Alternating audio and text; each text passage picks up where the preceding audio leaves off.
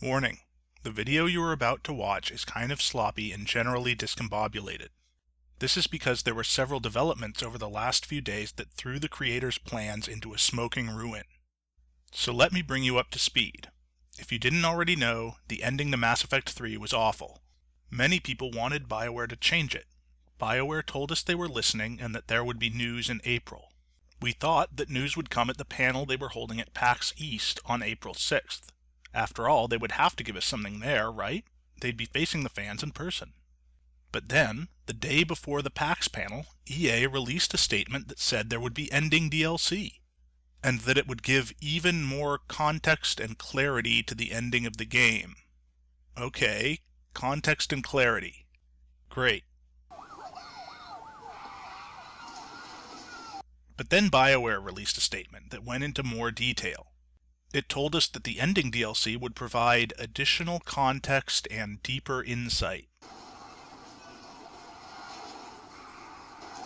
Also, that they believed in the team's artistic vision, and that there would be new scenes that provide additional clarity and closure, and that the goal of the DLC is not to provide a new ending to the game.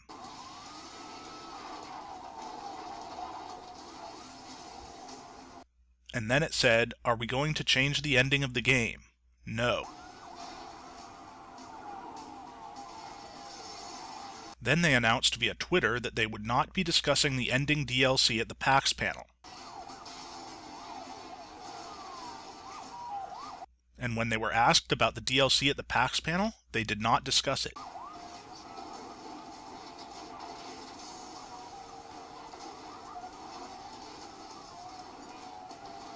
Well, that went about as badly as it could have possibly gone. Instead of getting what we wanted, we're getting more of the stuff we hated. Could it be worse? Let's ask Kasumi. Could be worse. Don't know how, but I guess it could be full of rats. So apparently they mean to stand by the ending they have because it's their artistic vision. BioWare, I know that you value my passion and feedback because you keep telling me so over and over again. So I'm going to tell you something that everyone else has already figured out by now. This is not art. I realize that art is a difficult word to define, but I'm not aware of any definition that fits the ending to Mass Effect 3. It's true that it contains many of the superficial qualities that we often associate with arty things like sad piano music, confusing dialogue, and a mysterious child.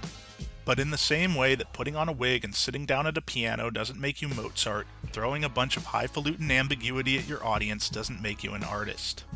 There was art in Mass Effect 3, but it wasn't in the ending. It was in everything else. It was in all the hard yeoman work that made the first 99% of the game.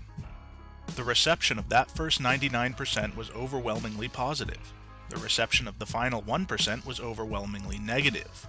What is the source of this contrast? Rumor has it that the bulk of the game's writing went through a peer review process, except the ending, which was written by Casey Hudson and Mac Walters without any outside input. Who is making the decisions at BioWare? Presumably it's the high-ranking people, right? Does BioWare have a culture that values speaking truth to power? How heavily have they invested themselves in the pride of the people in charge? These are not trick questions. I cannot fathom what kind of decision-making process could have produced both such quality and such failure in such close proximity. And now they've apparently decided that what they need to do is clarify the ending. You can't expect me to like this, considering that I specifically identified this exact word as something that I didn't want to see. Clarity and context are not going to fix this, because the problems of the ending are written into the premise itself. Even the most expertly handled expansion of that premise will be throwing good writing after bad, and I'm not sure you entirely understand just how bad this is. I don't want to spend another 39 minutes going through the entire thing, so let me try this another way. I'll use a highly scientific method of obtaining a representative sample of the contents of Mass Effect 3's ending.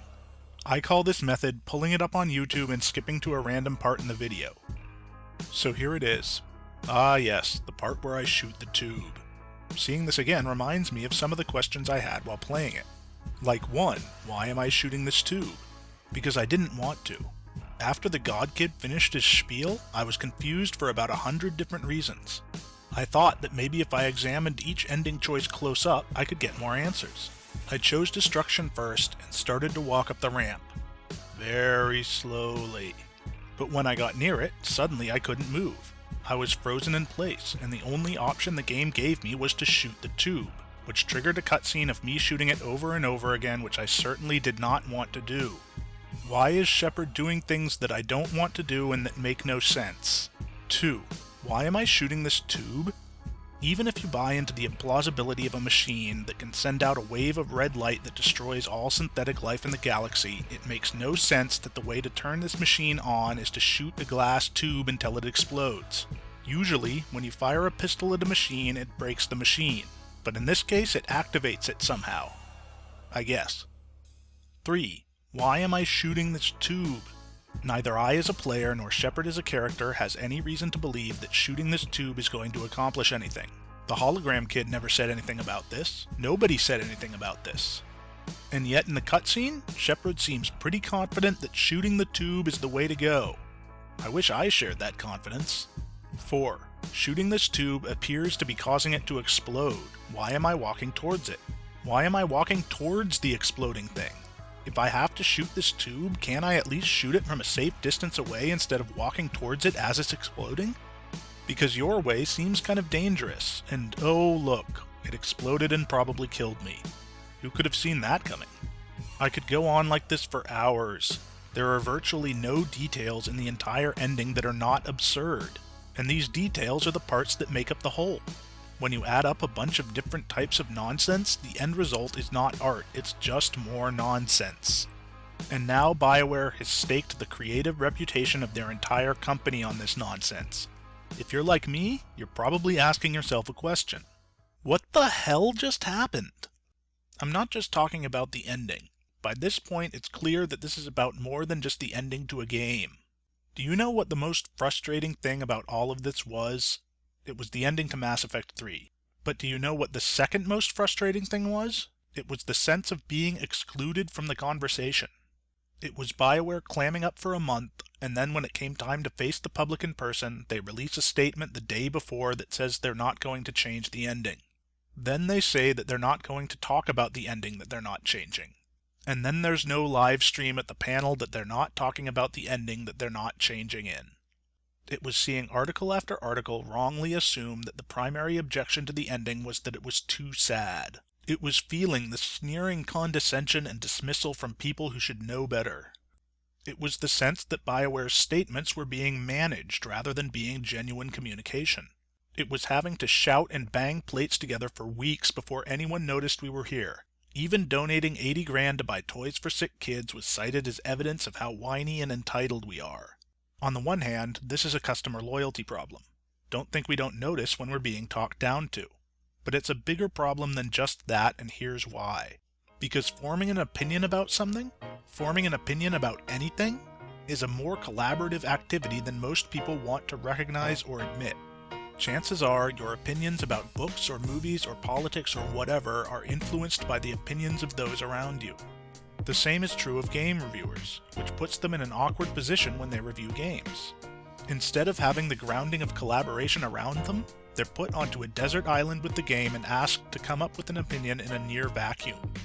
Actually, worse than a vacuum. They're surrounded by either the people who made the game or people cheerleading for the people who made the game. And when they run into something difficult, you can see it in their writing. As part of my half-assed research for this video, I went back and read just about every Mass Effect 3 review I could get my hands on and that came out before or around the release of the game.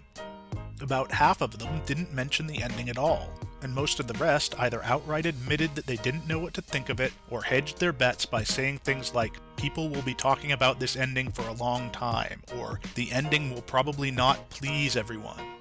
This is the sort of uncertainty that's built into the structure of reviewing a game. You would hope that in the weeks following release, everyone's opinions would start to bounce off of each other and produce some form of consensus. But then something unfortunate happened. The fan base was excluded from the conversation. After all, who would you want to talk to?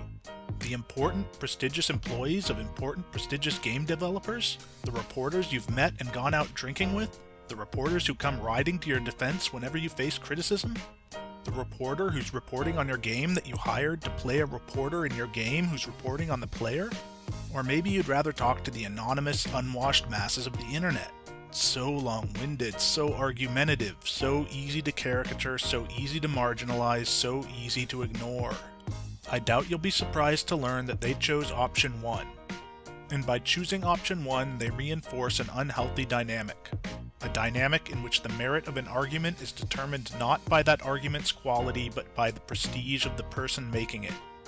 This dynamic exists almost everywhere, and one of the purposes of journalism as a profession is to provide a check against its growth, to oppose it, not to let it slide, not to endorse it, and certainly not to participate in it, to oppose it. Because when this dynamic gets out of hand, everybody loses. Part 4. Everybody loses. I don't see any winners here. The people who wanted a new ending didn't win because we're not going to get one. BioWare didn't win. They just spent a month in siege mode and now they're leaking customer loyalty from a dozen holes. EA didn't win. This whole thing is probably what tipped the balance in them winning the Worst Company in America award, which is an actual thing that exists. The media?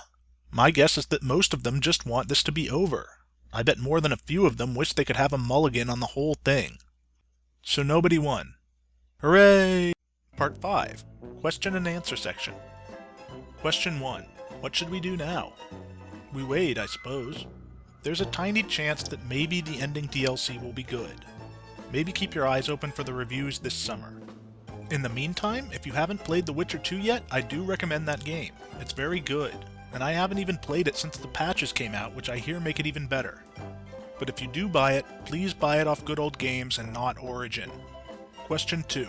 Do you have any unsolicited advice for BioWare? I'm glad you asked.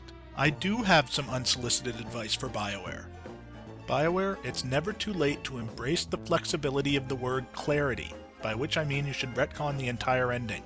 Also, I recommend you overhaul your entire PR apparatus from the ground up. Question 3. I'm a gaming journalist who feels terrible about this whole thing and desperately craves your approval. What should I do? Excellent question. I like your moxie. I might do a video about the media someday.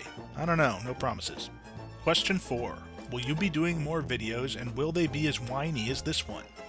A fair question. I will do more, though the pace of them is going to slow down a bit. I still plan on doing one on Dragon Age 2, and, as difficult as this may be to believe given the circumstances, I do not plan on making it whiny. Question 5. The end. That's not a question. Oh wait, I see what you did there.